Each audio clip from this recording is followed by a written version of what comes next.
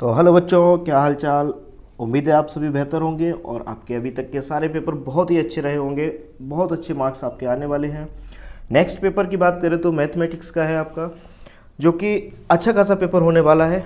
कुछ बच्चे टफ भी मानते हैं इसे, और हो भी क्यों ना, क्योंकि मैथमेटिक्स में बहुत सारे फार्मूलेज यूज होते हैं, बहुत सारे कॉन्सेप्ट यूज होते हैं।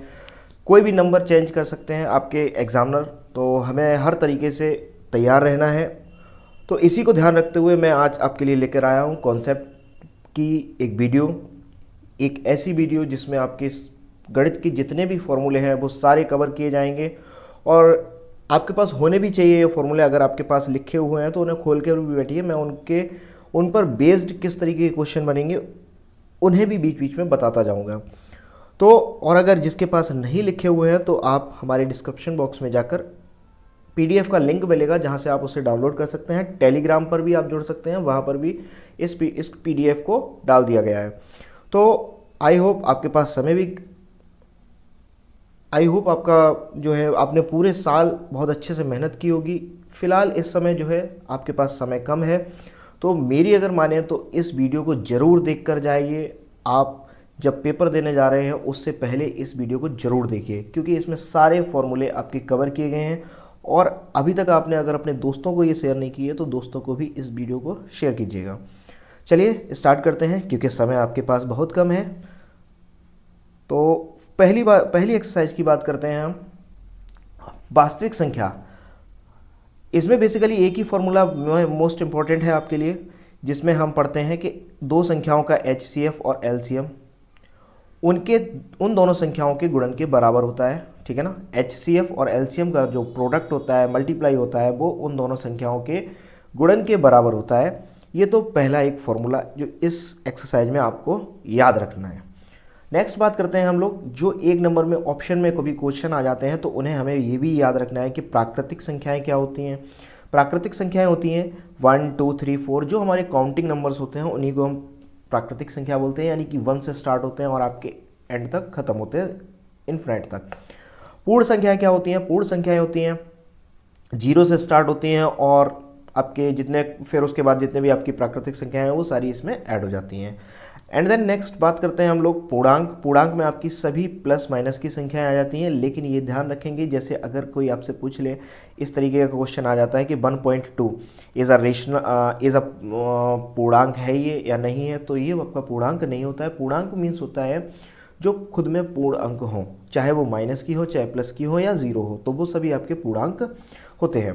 उसके बाद बात करें कि परमीय संख्या क्या होती है, तो P/Q फॉर्मेट में जिन्हें लिख देते हैं, और जहाँ जो आपका Q होता है वो 0 के बराबर नहीं होता है, वही आपकी क्या होती हैं? परमीय संख्याएं होती हैं।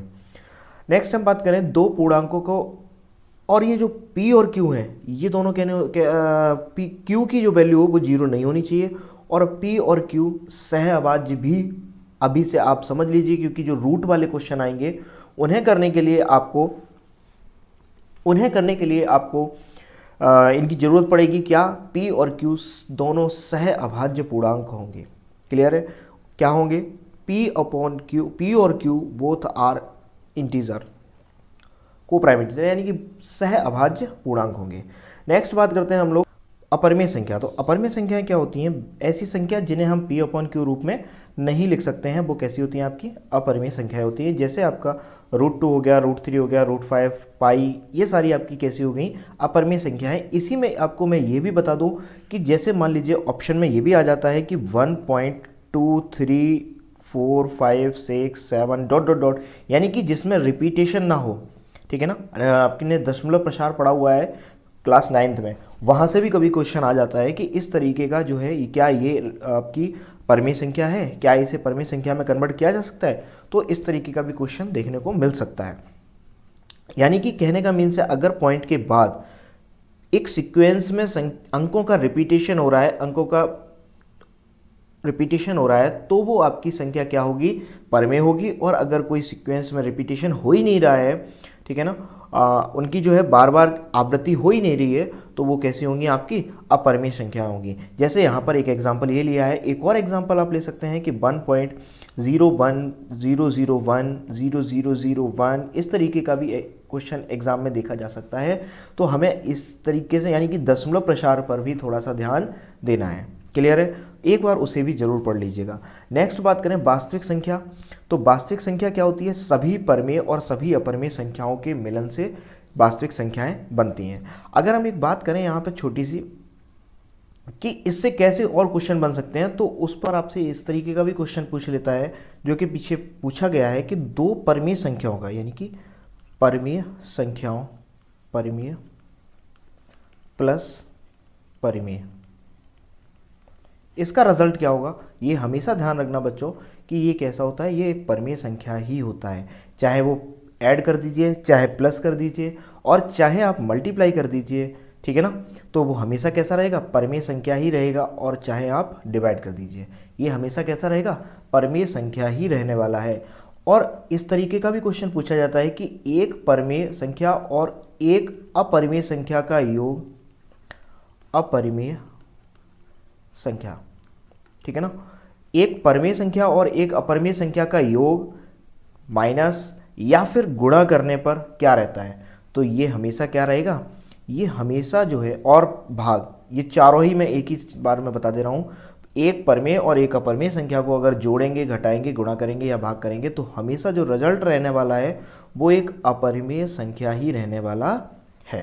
क्लियर है? नेक्स्ट एक और इसमें मैं बताऊं कि दो अपरिमेय संख्या, दो अपरिमेय संख्या, अपरिमेय संख्या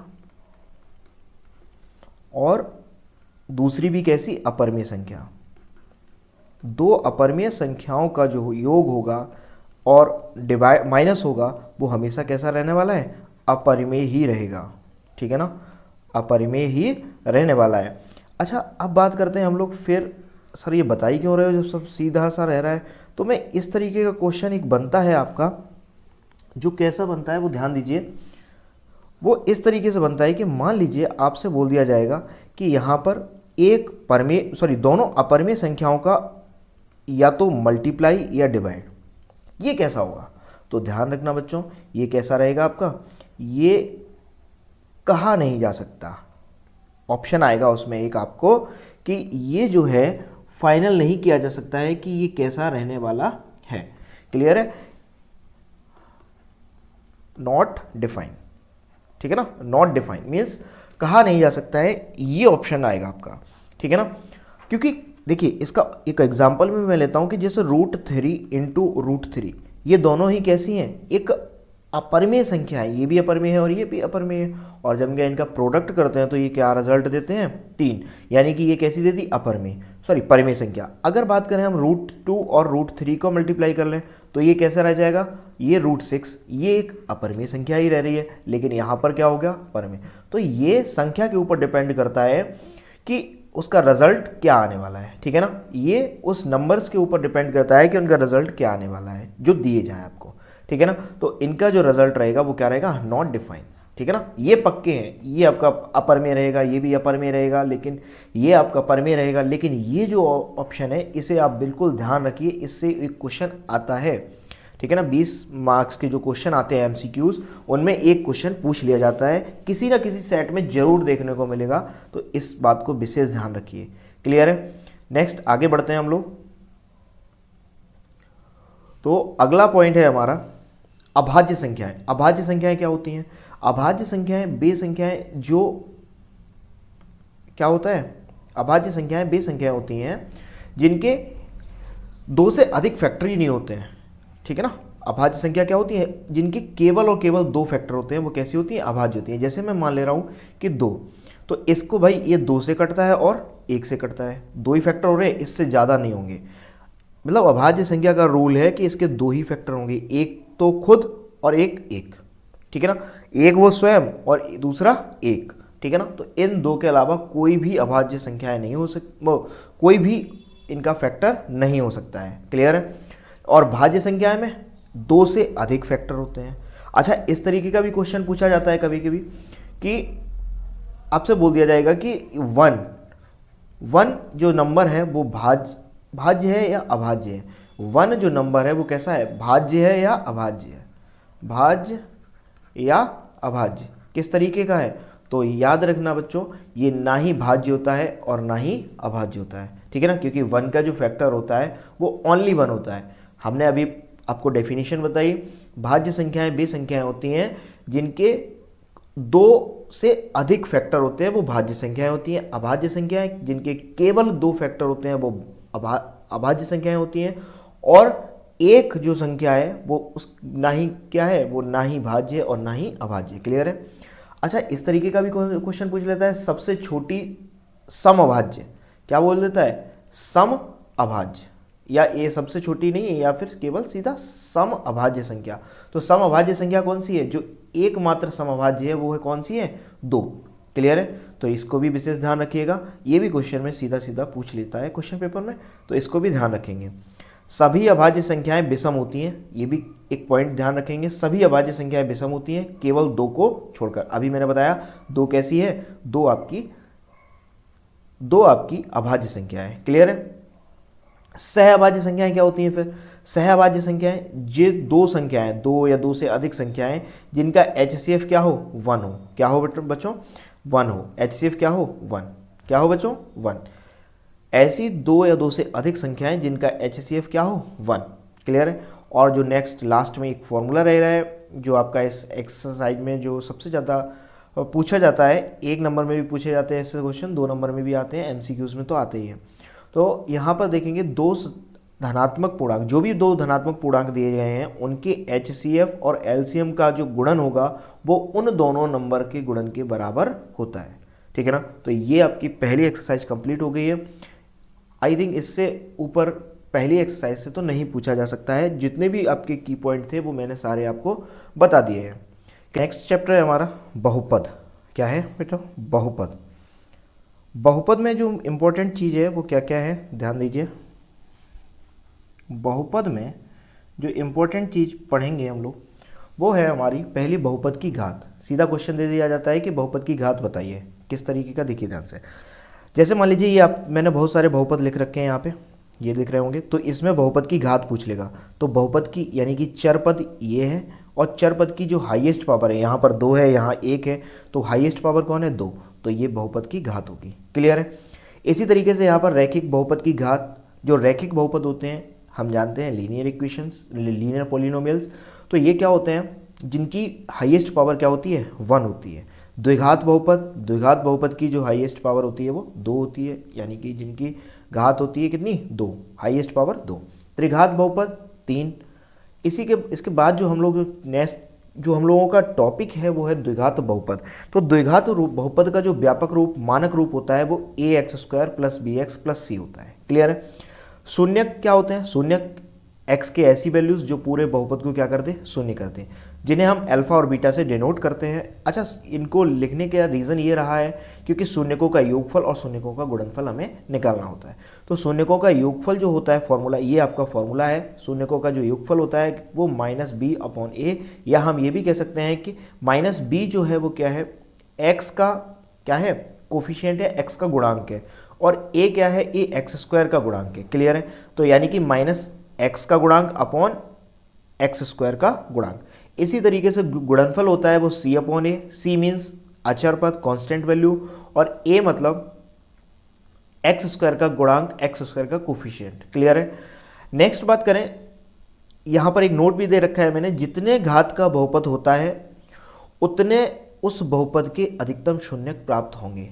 कभी क्वेश्चन आ जाता है कि द्विघात बहुपद में अधिकतम कितने शून्यक प्राप्त हो सकते हैं, तो द्विघात में कितने हो सकते हैं, 2, क्योंकि द्विघात की जो घात होती है वो कितनी होती है, 2 होती है। क्लियर है? तो जितने घात का बहुपद है उतने ही शून्यक अधिकतम हम प्राप्त कर सकते हैं, उससे ज़्यादा नहीं।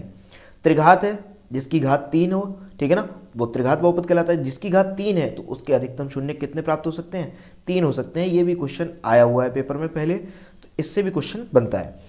नेक्स्ट बात करें, ग्राफ वाले क्वेश्चन बात करें तो बहुपद का जो ग्राफ होता है, बहुपद का जो ग्राफ होता है, आपने इस तरीके के क्वेश्चन पढ़े हैं आपकी एनसीईआरटी बुक में। बहुपद का जो ग्राफ होता है वो एक्स अक्षों को जितने बिंदुओं पर प्रतिच्छेद करता है उतने ही शून्यक प्राप्त होते हैं। यानी कि जो ग्राफ होता है आपका, उसमें जो ग्राफ है वो एक्स अक्ष को जितनी बार प्रतिच्छेद करेगा, जितने बिंदुओं पर प्रतिच्छेद करेगा, उतने ही शून्यक प्राप्त हो सकते हैं। और लास्ट में एक फॉर्मूला है इसमें, शून्यकों से बहुपद का निर्माण। अगर आपको शून्यक दिए जाएं, ठीक है ना, शून्यक दिए जाएं या फिर शून्यकों का योगफल गुणनफल दिया जाए तो उससे हम बहुपद कैसे ज्ञात कर सकते हैं, बहुपद कैसे बना सकते हैं, ठीक है ना। तो उसका हमारा फॉर्मूला होता है एक्स स्क्वायर माइनस शून्यकों का योगफल इंटू एक्स और प्लस शून्यकों का गुणनफल, यानी एक्स स्क्वायर प्लस ब्रैकेट में अल्फा प्लस बीटा यानी कि शून्यकों का योग इंटू एक्स और प्लस शून्यकों का गुणनफल यानी कि अल्फा इंटू बीटा। क्लियर है। अच्छा, यहाँ से ध्यान देना एन क्यों लगा देते हैं, क्योंकि हम यहाँ से अगर हमें दो शून्यक दिए गए हैं तो हम यहाँ से मल्टीपल बहुपद ज्ञात कर सकते हैं, बहुत सारे बहुपद ज्ञात कर सकते हैं। क्वेश्चन ये भी आ जाता है कि अगर आपको दो बहुपद दिए जाएं, दो शून्यक दिए जाएं तो आप उनसे कितने बहुपद बना सकते हो। तो हमारा जो आंसर होगा, सही ऑप्शन होगा, वो क्या होगा, बहुत सारे बहुपद बना सकते हैं, अनंत बहुपद बना सकते हैं। क्योंकि देखिए n की जगह 1 रखेंगे तो 1 हो जाएगा, एक बन जाएगा, n की जगह 2 रखेंगे दूसरा मिल जाएगा, n की जगह 3 रखेंगे तीसरा मिल जाएगा, n की जगह 4 रखेंगे, यानी कि जितने आप रखते जाएंगे उतने ही आपको बहुत सारे बहुपद मिलते जाएंगे। क्लियर है। तो इस तरीके का भी क्वेश्चन आपसे पूछा जा सकता है। नेक्स्ट चैप्टर है हमारा दो चर वाले रैखिक समीकरण योग। क्या है नेक्स्ट टॉपिक हमारा, दो चर वाले रैखिक समीकरण योग। सबसे पहले हम बात करेंगे ax plus B Y plus C, इस फॉर्मेट में आपको लिखा मिलेगा, ठीक है ना। इस फॉर्मेट में आपको ये कुछ जो आपके समीकरण होते हैं वो इस तरीके से लिखे होते हैं, ठीक है ना। आप बोल रहे हैं दो चर वाले, तो दो चर इस तरीके, सॉरी दो समीकरण युग्म, तो दो जब भी आपको लिखे मिलेंगे तो हमेशा दो के पेयर में लिखे मिलेंगे। क्या रहेगा, a1x plus b1y plus c1 equal to 0, और दूसरा जो होगा वो a2x plus b2y plus c2 equal to 0, ठीक है ना। ये आपने पढ़ रखे हैं पहले से। अच्छा, यहाँ पर होता क्या है, इसमें तीन कंडीशन बनती हैं, एक तो प्रतिच्छेदी होते हैं, संपाती होते हैं और समांतर, यानी कि जो रेखाएं होते हैं, इनके ग्राफ होते हैं सरल रेखाओं के, वो तीन तरीके से बन सकते हैं। एक तो जब रेखाएं क्या करें, एक दूसरे को प्रतिच्छेद करती हैं, एक जब रेखाएं एक दूसरे पर क्या होती हैं, एक के ऊपर दूसरी रेखा होती है, और तीसरी कंडीशन में जब दो रेखाएं एक दूसरे के कैसी होती है, समांतर होती हैं। क्लियर है बच्चों। बात करें हम तो हाँ, बात करते हैं प्रतिच्छेदी रेखाएं। प्रतिच्छेदी रेखाएं होती हैं तो क्या होता है, अद्वितीय हल होते हैं, यानी कि केवल और केवल एक हल। जितनी बिंदुओं पर ये रेखाएं एक दूसरे को कट करेंगी उतने ही इसके हल हो सकते हैं। क्लियर है। बात करते हैं संगत निकाय की, तो संगत निकाय मतलब जिसमें हमें वैल्यूज मिल जाए। पहले एक एक करके देख लेते हैं। प्रतिच्छेदी के लिए मैंने बता दिया अद्वितीय हल, समपाती रेखाएं अनंत हल, क्योंकि ये हर बिंदु पर, भाई मैंने बताया कि दो रेखाएं एक दूसरे के ऊपर, एक रेखा फिर उसके ऊपर दूसरी रेखा, ये हर बिंदु पर एक दूसरे को प्रतिच्छेद कर रही है, हर बिंदु पर एक दूसरे को कट कर रही है, तो यहाँ पर क्या होगा, अनंत हल होंगे। कितने हल होंगे बेटा, अनंत हल होंगे। क्लियर है। और समांतर रेखाएं, देखिए ये कभी एक दूसरे को कट करेंगी क्या, नहीं, आगे बढ़ा लो पीछे बढ़ा लो, ठीक है ना, आगे बढ़ा लो पीछे बढ़ा लो, कभी भी एक दूसरे को कट नहीं करेंगी। तो ये क्या होगा, इसमें कोई भी हल नहीं होता है, ठीक है ना, इसमें कोई भी हल नहीं होगा। बात करते हैं संगत निकाय और असंगत निकाय क्या होते हैं। जिस सिचुएशन में, इन तीनों में से जिस जगह पर हमें कोई ना कोई हल मिल रहा है, या तो एक हल मिले या अनंत हल मिले, वहां पर क्या होते हैं, संगत निकाय होते हैं, ठीक है ना। और जहां पर कोई हल नहीं मिलता है वहां कैसे होते हैं, आपके असंगत निकाय होते हैं। क्लियर है बच्चों। बात करते हैं, अच्छा ये पहचानेंगे कैसे, दो समीकरण दिए जाएं तो हमें रेखाएं थोड़ी नहीं ड्रॉ करनी है, इतना समय थोड़ी नहीं होगा हमारे पास कि रेखाएं ड्रॉ करो। तो उसको पहचानने के लिए क्या, हमारे जो ये a1 a2 है, ठीक है ना, b1 b2 है, c1 c2 है, तो इनसे हमें ध्यान देना है। हमें अगर a1 अपॉन a2, क्लियर है, a1 upon a2 b1 upon b2 के इक्वल नहीं आता है, यानी कि जो a1 और a2 का रेशियो है वो b1 और b2 के रेशियो के इक्वल नहीं आता है, तो ये कैसी हो जाएंगी आपकी, तो ये प्रतिच्छेदी रेखाएं हो जाएंगी। कैसी हो जाएंगी, प्रतिच्छेदी रेखाएं। और अगर a1 upon a2, b1 upon b2 और c1 अपॉन c2 ये तीनों आपस में इक्वल आ जाते हैं एक दूसरे के, यानी कि इनका आपस का जो रिलेशन है वो समानुपात में हो जाता है, तो वो आपकी कैसी हो जाती हैं, समपाती रेखाएं हो जाती हैं। क्लियर है। क्वेश्चन पूछ लेता है कि आपको इस तरीके का इक्वेशन दिया जाएगा, दो इक्वेशन दी जाएंगी और आपसे पूछ लेगा कि इनके अनंत हल है या अद्वितीय हल है या फिर कोई हल नहीं है, या कोई और ऑप्शन दे दिया गया चौथा। तो इसलिए हमें ये याद रखना है कि कब कैसे चेक करेंगे, तो हमें A1/A2 निकाल लेना है, B1/B2 निकाल लेना है और C1/C2 निकाल लेना है और इनमें अब रिलेशन देखना है। अगर ये दोनों आपस में इक्वल होते हैं A1/A2 B1/B2 तो ये इक्वल नहीं होते हैं तो ये प्रतिच्छेदी रेखाएं हो जाएंगी, और अगर ये तीनों ही आपस में इक्वल होते हैं तो ये आपकी संपाती हो जाएंगी। और A1/A2 बराबर है B1/B2 और बराबर नहीं है C1/C2 के, तो उस कंडीशन में क्या हो जाएंगी हमारी ये रेखाएं उस समय कैसी हो जाएंगी, समांतर रेखाएं हो जाएंगी। क्लियर है बच्चों। नेक्स्ट बात करते हैं, ये तो हो गया हमारा ग्राफ। अब हम बात करें तो इन्हें हल करने की, दो इक्वेशन आपको दी गई हैं, इन्हें आप ये हल किस तरीके से कर सकते हो, कौन कौन सी मेथड से कर सकते हो, तो वो हमारे पास दो विधियां हैं, सॉरी 3 विधियां हैं हमने पढ़ी हैं, जिसे हम दो विधियां भी बोल सकते हैं। ये आपकी जो ग्राफी विधि होती है ये आपकी ग्राफी विधि कहलाती है, यानी कि इसे हम रेखा गणित मेथड से भी कर सकते हैं, यानी कि ग्राफी विधि को हम बात कर रहे हैं तो रेखा गणित में रखते हैं, ठीक है ना। प्रतिस्थापन विधि और विलोपन विधि, ये दो विधियां जो है आपकी बीजगणितीय विधि कहलाती हैं, ठीक है ना। प्रतिस्थापन और विलोपन विधि ये एल्जेब्रिक मेथड्स कहलाते हैं। तो इन दोनों विधियों से भी कर सकते हैं, ग्राफी विधि से भी कर सकते हैं, ठीक है ना। बात करते हैं प्रतिस्थापन विधि क्या होती है, जिसमें से दो इक्वेशन आपको दी जाएंगी, तो पहली से आपको x या y की वैल्यू निकाल के दूसरे में रख देनी है, फिर जो भी वैल्यू निकले x या y की वो पहले वैल्यू में भी रख के x और y की वैल्यू फाइंड कर सकते हैं। विलोपन विधि क्या होती है, समीकरण 1 से समीकरण 2 को घटा देते हैं, समीकरण 1 से समीकरण 2 को जोड़ देते हैं, उससे हमारी विलोपन विधि निकल आती है। यहाँ पर जो फॉर्मूले डिपेंड, यहाँ पर क्योंकि बहुत सारे क्वेश्चन होते हैं, बहुत सारे आपके जिन्हें हम बोल सकते हैं बर्ड प्रॉब्लम वाले जो क्वेश्चन होते हैं वो यहाँ पर पूछे जाते हैं, तो उनके लिए कुछ मैंने ट्रिक्स भी रखी है। एक आपको फॉर्मूला पता होना चाहिए, दूरी बराबर चाल गुणा समय होता है।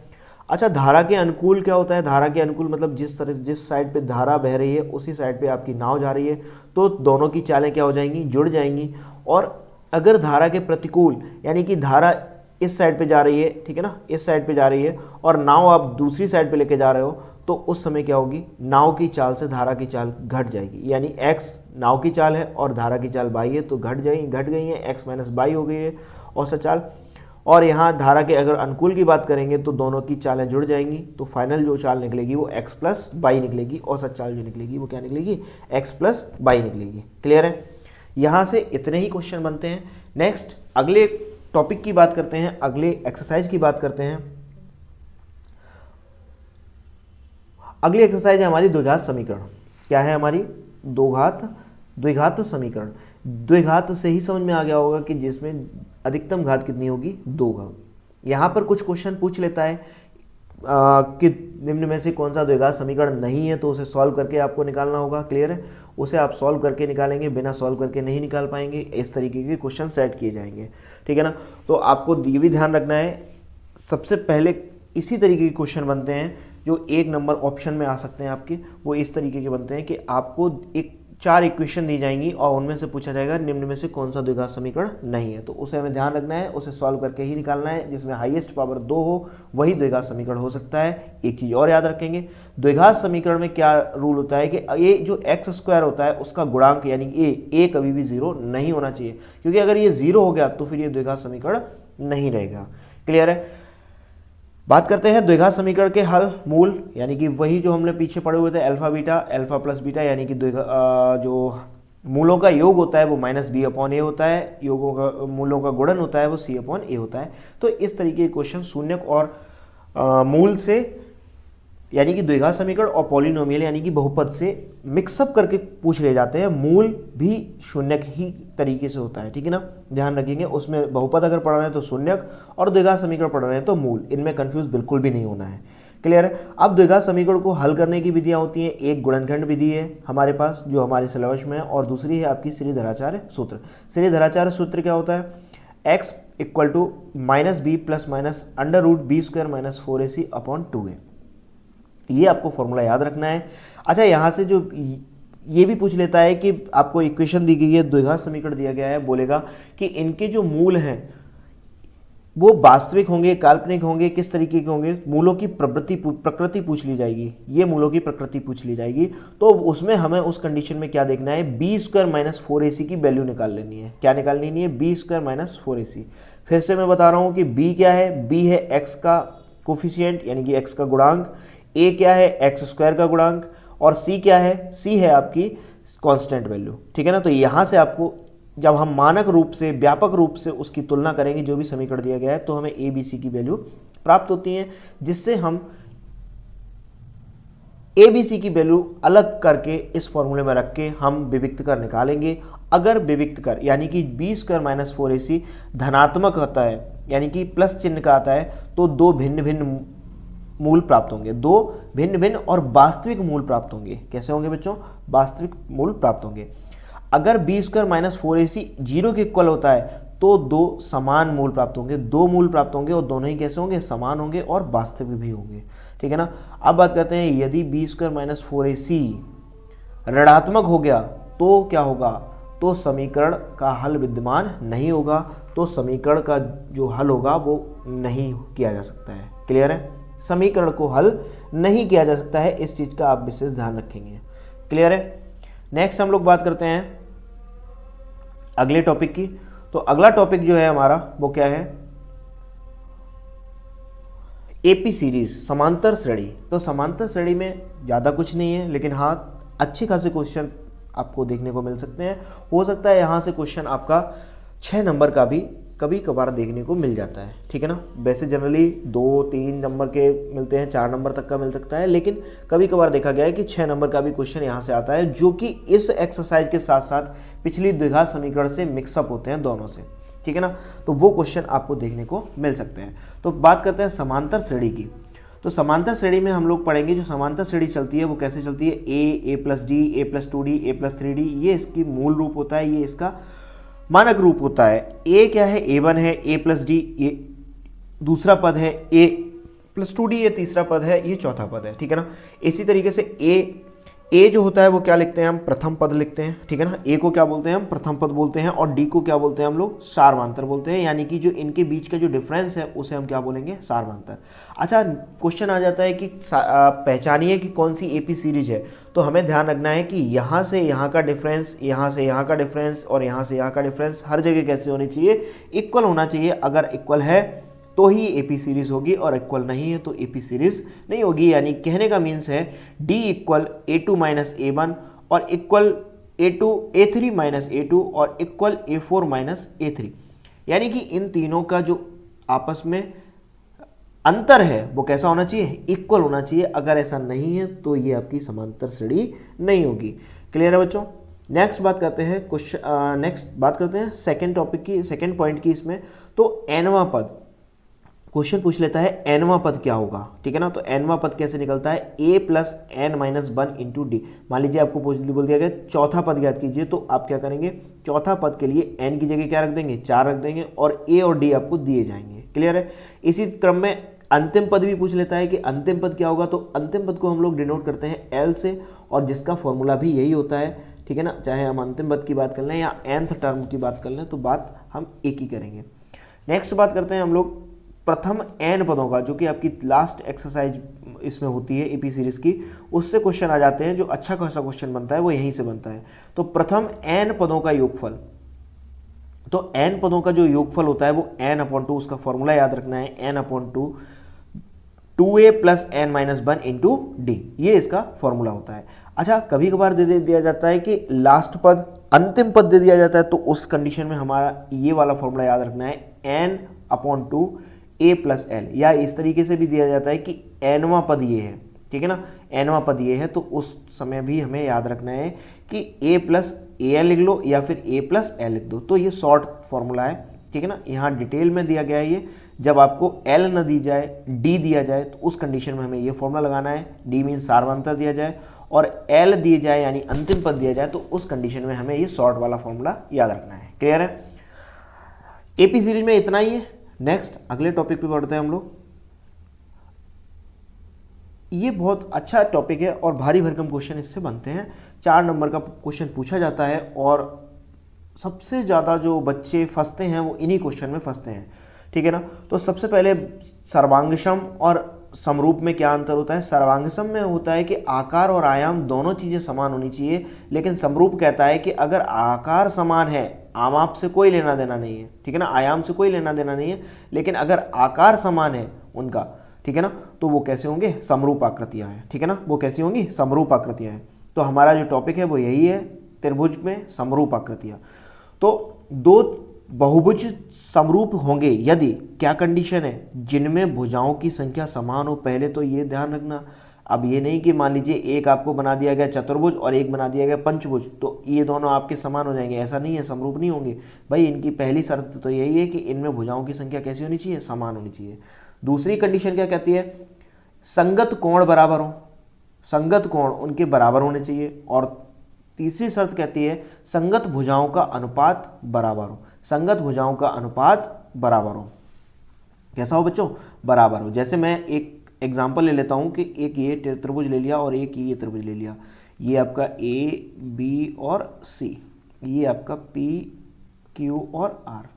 मैं बात करूँ तो इसको इसके इक्वल कर देता हूँ, क्यू को बी के इक्वल कर देता हूँ और आर को सी के इक्वल कर देता हूँ। ये तीनों एंगल बराबर होने चाहिए। और संगत भुजा यानी ए के सामने, यहाँ ए इक्वल पी के है तो ए के सामने जो भुजा है वो बी सी है, वो बी सी और क्यू आर आपस में एक बी सी लिख देता हूँ, b c upon q r equal होना चाहिए। ध्यान देना, बहुत ध्यान देना, यहाँ पर बच्चे अक्सर गलतियाँ करते हैं क्योंकि हमने इस तरीके के एंगल बना रखे हैं कि सीक्वेंस में नहीं लिखा है। यहाँ ए बी सी इस तरीके से लिखा है, यहाँ पी क्यू आर इस तरीके से लिखा है, तो यहाँ पर अक्सर बच्चे गलतियाँ करते हैं और एग्जामिनर यहीं से क्वेश्चन पूछता है। तो पी और ए आपस में इक्वल हैं तो इनके सामने वाली संगत भुजाएं हुई, ठीक है ना।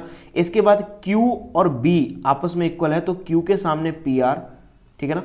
इस वाले त्रिभुज की बात करें पहले तो बी सी, ठीक है ना, और क्यू के सामने पी आर, ये संगत भुजाएं होंगी। और तीसरी अगर संगत भुजा की बात करें तो आर के सामने पी क्यू नीचे रखेंगे सॉरी, और इसके सामने सी के सामने ए बी, ये ऊपर रखेंगे, ठीक है ना। तो ये जो इनका अनुपात होता है वो कैसा होना चाहिए, आपस में बराबर होना चाहिए। क्लियर है, तो यहाँ से ये बताया गया है। नेक्स्ट आगे हम बात करें थेल्स प्रमेय से जो क्वेश्चन बनते हैं। तो थेल्स प्रमेय क्या कहती है, अगर डी ई समांतर बी सी के है, यानी कि ये वाली रेखा इसके समांतर है, तो उस कंडीशन में ये वाली और ये वाली भुजा का अनुपात इस भुजा और इस भुजा के अनुपात के बराबर होगा, यानी ए डी बटे डी बी इक्वल ए ई बटे ई सी, ठीक है ना। और थेल्स प्रमेय का विलोम क्या कहता है, अगर हमें ये कंडीशन दी गई है, यानी जो हमने यहाँ पर लिखी है, अगर वो कंडीशन हमें दी गई है तो उसका मीन्स है कि डी ई पैरेलल होगी बी सी के। क्लियर है। नेक्स्ट हम बात करते हैं, इसमें कुछ प्रमेय भी हैं, कुछ प्रमेय का मीन्स है कुछ समरूपता की प्रमेय है। क्या क्या प्रमेय है, पहली जो प्रमेय है हमारी वो कहती है कि कोण कोण समरूपता, कोण कोण कोण समरूपता, यानी कि अगर किसी त्रिभुज के तीनों कोण यानी तीनों संगत कोण आपस में बराबर होते हैं तो वो कैसी होंगी आपकी, तो वो दोनों त्रिभुज कैसे होंगे, समरूप होंगे। क्लियर है। देखो सबसे ज़्यादा जो कन्फ्यूजन वाले क्वेश्चन होते हैं वो यही होते हैं कि इसको थोड़ा सा घुमा देगा, फिर उसमें संगत भुजा आप नहीं ढूंढ पाओगे, संगत कोण नहीं ढूंढ पाओगे। तो इसे आप विशेष तरीके से रिवीजन करके जाइए, अच्छे से रिवीजन कीजिए, संगत में ही सबसे ज़्यादा दिक्कत आती है बच्चों को। क्लियर है। तो इसे आप बहुत अच्छे से रिवीजन करके जाइए, एक बार बहुत अच्छे से देख के जाइए। दूसरी प्रमेय हमारी कहती है अगर किसी त्रिभुज के किन्हीं दो त्रिभुज हैं उनके दो कोण बराबर हैं तो तीसरा तो सीधी सी बात है बराबर होगा, क्योंकि त्रिभुज के तीनों अंत कोणों का योग जो होता है 180 होता है, ठीक है ना। तो भाई जब दो कोण बराबर हैं, दो संगत कोण बराबर हैं तो तीसरा तो अपने बराबर होगा। तो हम ये भी ध्यान रखेंगे अगर किसी त्रिभुज में दो कोण बराबर हो जाते हैं, दो संगत कोण बराबर हो जाते हैं तो भी वो समरूपता प्रमेय का पालन करेंगे, तो भी वो समरूप होंगे। क्लियर है। तीसरी प्रमेय कहती है वो भुजा भुजा भुजा, यहाँ भुजा भुजा भुजा का मीन्स बराबर नहीं है आपस में, उनकी क्या होती है, उनकी संगत भुजाओं का अनुपात, संगत भुजाओं का अनुपात कैसा होना चाहिए, बराबर होना चाहिए, समानुपात में होना चाहिए, तब वो त्रिभुज कैसे होते हैं, वो त्रिभुज समरूप होते हैं। और एक लास्ट जो हमारी प्रमेय है वो क्या कहती है, भुजा कोण भुजा, यानी कि किन्हीं दो संगत भुजाओं का अनुपात बराबर होना चाहिए और उनके बीच का कोण, उनके बीच का कोण, यानी कि अगर ये संगत भुजा इसके है, क्लियर है, कौन सी संगत भुजा, ए बी संगत भुजा पी बी के है और ए सी संगत भुजा पी आर के है। क्लियर है। इन दोनों का अगर रेशियो समानुपात में है तो यहाँ पर इनके बीच में बनने वाला कोण, इन दोनों से जो कोण बन रहा है बीच में, क्लियर है, इन दोनों के कोण के बीच के, इन दोनों भुजाओं के कोण के बीच की बात करेंगे, वो कोण अगर बराबर आ जाता है तो भी वो क्या होंगे, दोनों त्रिभुज कैसे हो जाएंगे, समरूप हो जाएंगे। वहाँ कौन सी प्रमेय लगेगी, भुजा कोण भुजा। क्लियर है। तो आई होप आपको समझ में आया होगा। आपको ये सारे फॉर्मूले एक बार देखने को मिल रहे हैं, आखिरी टाइम पे आप देख के जाइए इसे, क्योंकि मेरी माने तो आप जब बोर्ड एग्ज़ाम देने जाएं तो मॉर्निंग में एक बार इन फॉर्मूलों को ज़रूर रिवाइज कर लीजिएगा, ठीक है ना। क्योंकि देखिए फॉर्मूला अगर आपके दिमाग में चलते रहेंगे तो कोई भी क्वेश्चन बहुत आसान हो जाएगा। नेक्स्ट टॉपिक है हमारा 7, प्रश्नावली 7, जिसमें निर्देशांक ज्यामिति के बारे में बात करेंगे। तो यहाँ पर जो इंपॉर्टेंट है वो दो बिंदुओं के बीच की दूरी का सूत्र है। तो वो क्या होता है, दो बिंदु आपको दिए जाएंगे, उनके कोऑर्डिनेट्स यानी कि उनके बिंदु दिए जाएंगे। वो बिंदुओं अगर बिंदु दिए जाएं तो उनके बीच की दूरी कैसे निकालेंगे, तो उसका फॉर्मूला होता है रूट के अंदर x2 माइनस x1, यानी कि x2 ये रहा आपका और x1 ये रहा आपका, इन दोनों का अंतर का वर्ग प्लस y2 माइनस y1 का होल स्क्वायर। अगर बाई चांस आप ध्यान भूल जाते हैं कि x1 पहले आएगा x2 बाद में आएगा तो भी कोई दिक्कत नहीं है, आप फॉर्मूला लगा दीजिएगा, आपका आंसर ज्यों का त्यों आएगा। क्लियर है, क्योंकि यहाँ जब स्क्वायर की बात कर रहा है तो उस कंडीशन में कोई दिक्कत नहीं होती है अगर आप x1 आगे ले लें x2 पीछे ले लें। क्लियर है, तो इस चीज़ का विशेष ध्यान रखेंगे। अगर आप भूल रहे हैं एग्जाम टाइम में तो हमें बिना समय गुजारे हुए x1 माइनस x2 भी कर देना है, कोई दिक्कत नहीं है, ठीक है ना। नेक्स्ट बात करें विभाजन सूत्र की बात करें तो विभाजन सूत्र क्या होता है, कोई आपको दो बिंदु दिए जाएंगे और उनका एक मध्य बिंदु पूछ लिया जाएगा या उनके बीच में कोई ऐसा बिंदु दिया जाएगा, ऐसा बिंदु पूछ लिया जाएगा जो उस रेखा को दो अनुपात में विभाजित कर रहा होगा m1 और m2 में। तो उस कंडीशन में उसके जो बिंदु है उसके निर्देशांक आप कैसे निकालेंगे, तो उसका निर्देशांक निकालने के लिए हमारे पास फॉर्मूला होता है r बिंदु के निर्देशांक क्या होता है, m1 x2 minus plus m2 x1 upon m1 plus m2, और बाई ये x की वैल्यू होती है और ये बाई की वैल्यू होती है। तो बाई का जो होता है वो m1 by 2 plus m2 by 1 upon m1 plus m2। याद रखना है नीचे दोनों का योग यानी कि दोनों अनुपातों का योग, और ऊपर जो रहेगा वो m1 अगर ले रहे हैं तो बाई 2 रहेगा और m2 ले रहे हैं तो बाई 1 रहेगा, और इन्हें अगर हम आगे पीछे कर दें तो कोई फर्क नहीं पड़ेगा। क्लियर है, यानी कि कहने का मीन्स है ये आगे पीछे m1 बाई 2 पीछे रख दें, m2 बाई 1 आगे रख दें, इससे कोई फर्क नहीं पड़ेगा। लेकिन अगर आपने ये कर दिया m1 बाई 1 तो गलत हो जाएगा, ठीक है ना, या m2 बाई 2 तो गलत हो जाएगा। क्लियर है, तो ध्यान रखेंगे इस बात का भी। मध्य बिंदु के निर्देशांक क्या होते हैं, अगर कोई बिंदु दिया गया है, कोई दो बिंदु दिए गए हैं, उनके ठीक बीचों बीच की बिंदु की बात कर ली जाए तो ये दोनों दूरियां समान हो जाएंगी। ये दोनों दूरियां कैसे हो जाएंगी, समान हो जाएंगी। तो इस कंडीशन में हम क्या लगाते हैं, m1 और m2 की वैल्यू 1 रख देते हैं। क्या रख देते हैं, 1। तो यहाँ पर x1 प्लस x2 अपॉन 2 हो जाता है और y1 प्लस y2 अपॉन 2 हो जाता है। क्लियर है, नेक्स्ट बात करते हो 4th पॉइंट की। तो x और y अक्ष पर बिंदु, अगर x अक्ष पर बिंदु है तो उसके जो निर्देशांक होंगे, ये x अक्ष है, ये क्या है आपका x अक्ष है, तो इस पर जो x के निर्देशांक होंगे वो क्या जो इसके कोऑर्डिनेट्स होंगे, इस बिंदु के जो निर्देशांक होंगे वो क्या होंगे, b, 0, यानी कि y की वैल्यू इस बिंदु पर क्या रहेगी, 0 रहेगी। और अगर y अक्ष की बात की जाए तो यहाँ पर जो बिंदु रहेंगे वो क्या रहेंगे, वहाँ x की वैल्यू 0 रहेगी और y की वैल्यू कोई नंबर रहेगा। एक और चीज़ इसमें पूछ ली जाती है कि बोल दिया गया कि यहाँ पर एक बिंदु दे दिया गया, और या फिर मान लीजिए ये आपको दे दिया गया 3,2, ये एक बिंदु दे दिया गया। अब बोलेगा x अक्ष से इसकी दूरी बताइए, तो x अक्ष ये है, तो यहाँ से कितना चले हैं, तो ये y पर चले हैं हम, y कितना है 2। तो अगर x अक्ष से दूरी दी जाए तो y की बात करेंगे, और y अक्ष से अगर दूरी पूछी जाए तो x की बात करेंगे, ठीक है ना। जो x की दूरी, x का कोऑर्डिनेट्स होगा, x का निर्देशांक होगा, वही आपकी क्या होगी, y अक्ष से दूरी होगी।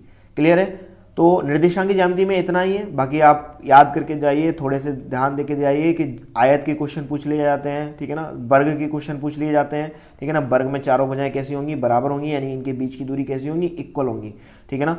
एक समांतर चतुर्भुज का भी फॉर्मूला आप लोग समांतर चतुर्भुज और समलम समांतर चतुर्भुज को भी आप देख के जाइए, ठीक है ना। समांतर चतुर्भुज और समचतुर्भुज ये भी दोनों आप देख के जाइए, क्या क्या इनकी जो होते हैं, समांतर चतुर्भुज और आयत में क्या क्या डिफरेंस होते हैं। उनकी चारों भुजाएं आमने सामने की भुजाएं तो बराबर होंगी समांतर चतुर्भुज और आयत दोनों में, लेकिन उनके विकर्ण कैसे होते हैं, आयत के बराबर होते हैं, और जो समांतर चतुर्भुज होता है उसके विकर्ण कैसे होते हैं बच्चों, उसके विकर्ण आपस में बराबर नहीं होते हैं। सेम कंडीशन फॉलो होती है वर्ग और समचतुर्भुज में।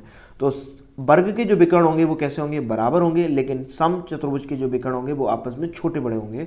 तो इस चीज को भी आप एक बार देख लीजिएगा, ठीक है ना। नेक्स्ट बात करते हैं प्रश्नावली 8, टिग्नोमेट्री। सबसे ज्यादा जो अच्छी क्वेश्चन बनते हैं और सबसे ज़्यादा जो बच्चों को डर वाला चैप्टर लगता है वो यही लगता है।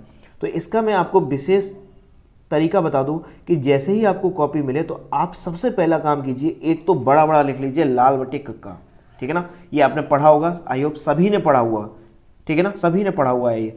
और दूसरा आप लिख लीजिए, दूसरा टेबल बना लीजिए। टेबल बनाने का रूल क्या है कि 0 1 2 3 4 लिख लीजिए, उसके सभी के अपॉन में 4 लिख दीजिए और सभी पर क्या लगा दें, रूट लगा दें।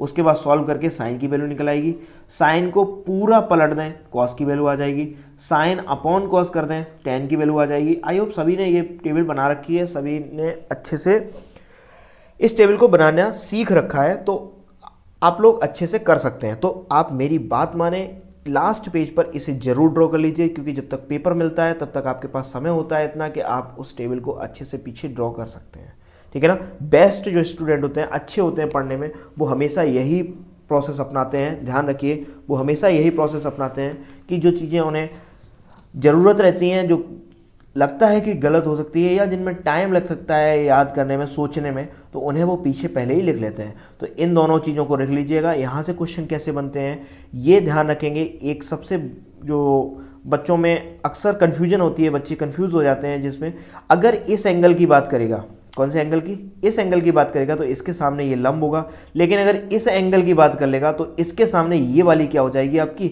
लंब हो जाएगी, और उस समय ये आधार हो जाएगा। यानी कि जिस एंगल के सामने की भुजा की बात करेगा वो आपकी लंब होगी। क्लियर है, चाहे वो भले ये हो और चाहे ये वाला एंगल हो।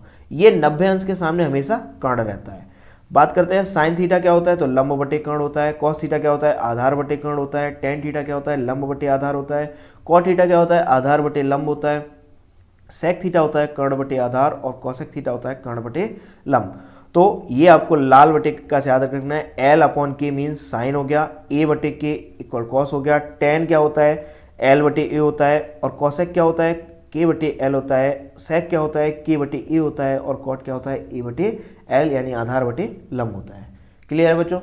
नेक्स्ट बात करते हैं कोण यानी मान की। तो साइन 0 की वैल्यू 0, साइन 30 की वैल्यू 1/2, साइन 45 की वैल्यू 1/√2, साइन 60 की वैल्यू √3/2, और साइन 90 की वैल्यू 1। तो इन्हें भी आप याद कर लीजिए, और अगर याद नहीं होते हैं तो बनाने का ट्रिक ये याद रखिएगा, जिससे ये सारी बन सकती है, ठीक है ना। वैसे भी बच्चे बहुत सारा बोलेंगे, बहुत सारे याद करवा दिए आपने, बहुत सारे फॉर्मूले याद करवा दिए, ये मत करवाओ। तो मैं ये बता रहा हूँ आपको, ये आप पीछे साइड पे पेज पर बना लीजिएगा, जिससे आपको दिक्कत नहीं होगी। नेक्स्ट बात करते हैं हम लोग त्रिकोणमिति में ही और किन की जरूरत पड़ती है। तो हमेशा ध्यान रखना है इन चीज़ों का। साइन का जो इन्वर्स होता है, साइन का जो व्युत्क्रम होता है वो 1/cosec होता है, ठीक है ना। ये जो जितने भी फॉर्मूले पढ़ेंगे वो यहाँ से आप इन्हें ड्रॉ कर सकते हो, यहाँ से आप बना सकते हो, क्योंकि साइन का उल्टा क्या कॉसेक आ रहा है, कॉस का उल्टा सेक आ रहा है, टेन का उल्टा कॉट, कॉट का उल्टा टेन, सेक का उल्टा कॉस, और कॉसेक का उल्टा साइन। तो साइन इक्वल 1/cosec हो जाता है। तो यहाँ से लाल बटे कक्का से आप ये भी बना सकते हो। क्लियर है। तो ये सारे आपके बने हुए हैं। Cos A equal to 1/sec होता है, टेन इक्वल टू 1/cot होता है, कॉट इक्वल टू 1/10 होता है, सेक इक्वल टू 1/cos होता है, और कॉसेक इक्वल टू 1/sin होता है। दो इंपॉर्टेंट फॉर्मूले टेन का, टेन जो होता है वो साइन अपॉन कॉस होता है, और कॉट होता है कॉस अपॉन साइन। टेन को साइन और कॉस के पदों में क्या लिखा जा सकता है, साइन अपॉन कॉस थीटा, और कॉट को क्या लिखा जा सकता है, कॉस अपॉन साइन है। क्लियर है। नेक्स्ट बात करते हैं सर्वसमीकाओं की। तो त्रिकोणमिति सर्वसमीकाएं 3 आपकी इंपॉर्टेंट है, 3 ही आपके सिलेबस में है फिलहाल। तो कौन कौन सी है, sine square a plus cos square equal to 1, जिससे 2 सर्वसमीकाएं और बन सकती हैं। एक बार कॉस को इस साइड भेज देंगे, एक बार साइन को इस साइड पे भेज देंगे, तो इन्हें भी आप एक बार याद कर लीजिएगा। मेन आपकी ये 3 है, इन तीनों को आप लोग याद कर लीजिएगा। 1 + tan square theta equal to sec square theta होता है, और 1 + cot square theta equal to cosec square A होता है, ठीक है ना। थीटा अगर बोला है तो यहाँ पर थीटा, ठीक है ना, ए है तो ए। नेक्स्ट कुछ ये भी आपके फॉर्मूले जो काम आ जाते हैं, क्या 90 से माइनस करके जो चतुर्थांश होता है, इसी तरीके से आपने पढ़ रखा है, ये 90 का होता है। 90 में अगर इसी में कोण रहेगा तो सारे कैसे रहेंगे, आपके पॉजिटिव रहेंगे। आपने पढ़ा होगा ASTC पढ़ा है आपने, ASTC, इसमें ऑल पॉजिटिव होते हैं, इसमें साइन और कॉसेक पॉजिटिव होता है, इसमें टेन और कॉट पॉजिटिव होता है, इसमें कॉस और सेक पॉजिटिव होते हैं। तो यहाँ देंगे कि 90 माइनस में यानी कि इसी में रह रहा है तो इसमें सारे पॉजिटिव होते हैं, ध्यान देंगे। तो sine 90 minus A equal to cos A होता है, ठीक है। नेक्स्ट अगर बात करें तो cos 90 minus A equal to होता है साइन ए, और tan 90 minus A equal to cot A, cot 90 minus A equal to tan A, और ये आपस में इंटरचेंज होते हैं। साइन कॉस में चेंज होता है, कॉस साइन में चेंज हो जाता है, टेन कॉट में और कॉट टेन में, सेक कॉसेक में और कॉसेक सेक में। तो ये जब कोणों को जोड़कर घटाने की बात की जाए, जोड़ने या घटाने की बात की जाए, तो उस समय विशेष ध्यान रखेंगे कि ये आपस में इंटरचेंज होते हैं। साइन कॉस में होता है और कॉस साइन में होता है, ठीक है ना। इस चीज़ को भी आप विशेष ध्यान रखेंगे। नेक्स्ट बात करते हैं हम, नेक्स्ट आपकी त्रिकोणमिति के कुछ अनुप्रयोग। तो यहाँ विशेष ध्यान रखेंगे उन्नयन कोण जब बनता है जब नीचे से ऊपर की ओर हम किसी चीज़ को देखते हैं, और अवनमन कोण जब बनता है जब हम ऊपर से नीचे की ओर कोई चीज़ को देखते हैं। जो आपकी दृष्टि रेखा होती है उसके सापेक्ष जो कोण बनेगा, जितने डिग्री पर आप नीचे झुक के देख रहे हो, यानी आपके अपनी आंखों को नीचे किया हुआ है, जितने मतलब जितनी डिग्री पर किया है वो आपका कोण अवनमन कोण कहलाता है। फिर ये आपने ये पढ़ा है कि जेड जो होता है, ठीक है ना, ये दोनों अगर पैरेलल लाइन है तो इनके ये एंगल कैसे होते हैं, बराबर होते हैं। तो ये जो करस्पॉन्डिंग एंगल होंगे वो कैसे होंगे, इनमें इक्वल होंगे, ठीक है ना बच्चों। तो ये विशेष ध्यान रखेंगे। सॉरी, करस्पॉन्डिंग नहीं, ठीक है ना, ये जो कोण होंगे वो कैसे होंगे, आपके बराबर होंगे। इसी तरीके से यहां पर ध्यान रखेंगे, इस तरीके से ये कोण दिया जाएगा। बाकी आपको ये नहीं इन कोण के मान याद रखने हैं जो कि आपके यूजफुल होंगे। यहाँ पर कौन कौन से, ये वाले सारे मान आपके जो है यूजफुल होंगे। और आपको मैं ये भी बता दूं, जो बच्चे अभी लास्ट में जुड़े हों या स्टार्टिंग में जिन्होंने नहीं देखा हो, उन बच्चों को मैं बता दूं कि आपको ये पूरी PDF टेलीग्राम चैनल पर मिल जाएगी। वहाँ जाके ज्वाइन करिए और वहाँ से आप पूरे जो जितने भी फॉर्मूले हैं वो सारे आपको PDF में मिल जाएंगे। और वीडियो की डिस्क्रिप्शन में भी लिंक दिया गया है जहाँ पर आप जाके गूगल ड्राइव से उसे डाउनलोड कर सकते हैं और उन्हें अपने पढ़ सकते हैं, ठीक है ना।